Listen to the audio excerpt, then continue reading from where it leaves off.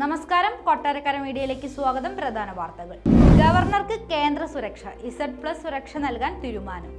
വണ്ടിയുടെ RC book പരിശോധിക്കേണ്ടത് മന്ത്രിയാണോ? കാര്യങ്ങൾ തീരുമാനിക്കുന്നത് പോലീസും ജില്ലാ ഭരണകൂടവും. PA മുഹമ്മദ് റിയാസ്. ഗവർണറുടെ പ്രകോപനത്തിൽ വീടില്ല, സമരം ചെയ്യാൻ പോലീസ് ഒത്താശ വേണ്ടെന്ന് SFI. തലസ്ഥാനത്തും ഗവർണർക്ക് നേരെ കരിങ്കൊടി പ്രതിഷേധം. വാർത്തകൾ വിശദമായി.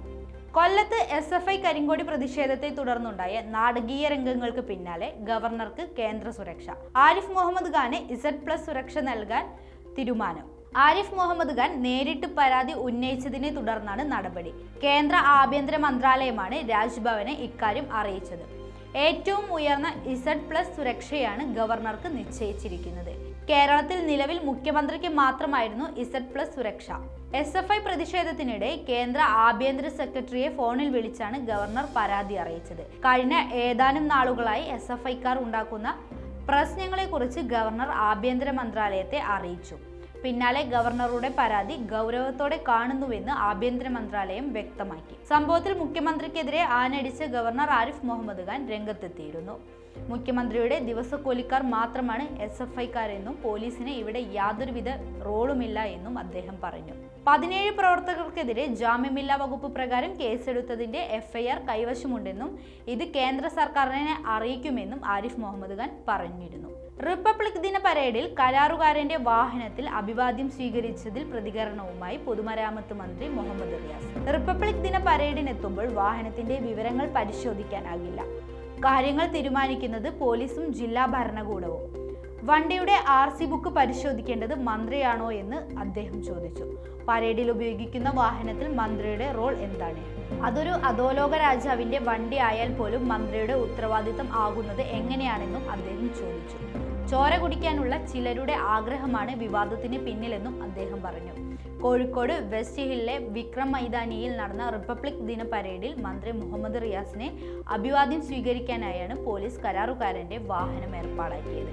മാവൂർ സ്വദേശിയായ വിപിൻ ദാസിന്റെ ഉടമസ്ഥതയിലുള്ള കൈരളി കൺസ്ട്രക്ഷൻ എന്ന പേര് എഴുതിയ വാഹനത്തിലാണ് മന്ത്രി അഭിവാദ്യം സ്വീകരിച്ചത്. പോലീസിന്റെ ഒത്താശയോടെയാണ് കരിങ്കൊടി പ്രതിഷേധമെന്ന ഗവർണറുടെ ആരോപണം തള്ളി SFIക്ക് സമരം ചെയ്യാൻ ആരുടെയും ഒത്താശയുടെ ആവശ്യമില്ലെന്ന് സംസ്ഥാന സെക്രട്ടറി PM ആർഷോ പറഞ്ഞു.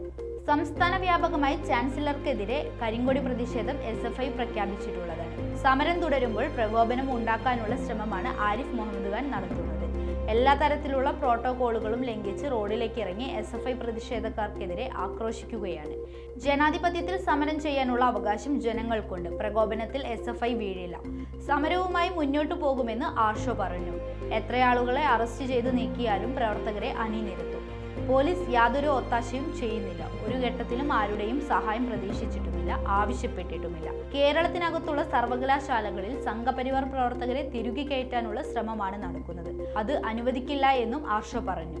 കൊല്ലത്തെ നാടകീയ രംഗങ്ങൾക്ക് പിന്നാലെ തലസ്ഥാനത്തും ഗവർണർക്ക് നേരെ SFI പ്രതിഷേധം. വിവരാവകാശ കമ്മീഷൻ സംഘടിപ്പിക്കുന്ന സെമിനാറിൽ പങ്കെടുക്കാൻ തൈക്കാട് ഗസ്റ്റ് ഹൗസിലെത്തിയ ഗവർണർക്ക് നേരെ പ്രവർത്തകർ കരിങ്കൊടി കാണിച്ചു. പ്രതിഷേധ സാധ്യത കണക്കിലെടുത്ത് കനത്ത സുരക്ഷയാണ് പോലീസ് ഒരുക്കിയിരുന്നത്. ഈ വലയം ഭേദിച്ചായിരുന്നു കരിങ്കൊടി പ്രതിഷേധം. ഗവർണർ എത്തുന്നതിനു മുമ്പ് SFI പ്രവർത്തകർ സ്ഥലത്ത് തമ്പടിച്ചിരുന്നു. സംഭാര സമരവുമായി എത്തിയ പ്രവർത്തകരെ ഗവർണർ എത്തുന്നതിനു മുമ്പ് അറസ്റ്റ് ചെയ്തു നീക്കാൻ പോലീസ് ശ്രമം ആരംഭിച്ചു. ഇതോടെ പോലീസും പ്രവർത്തകരും തമ്മിൽ ഉന്തും തള്ളുമുണ്ടായി. നിരവധി പ്രവർത്തകരെ പോലീസ് ജീപ്പിൽ കയറ്റി. ഇതിനിടെ ഗവർണറുടെ വാഹനം അതുവഴി വന്നു. പിന്നാലെ പോലീസ് ജീപ്പിൽ ഇരുന്നു കൊണ്ട് തന്നെ പ്രവർത്തകർ കരിങ്കൊടി ഉയർത്തി കാണിക്കുകയായിരുന്നു.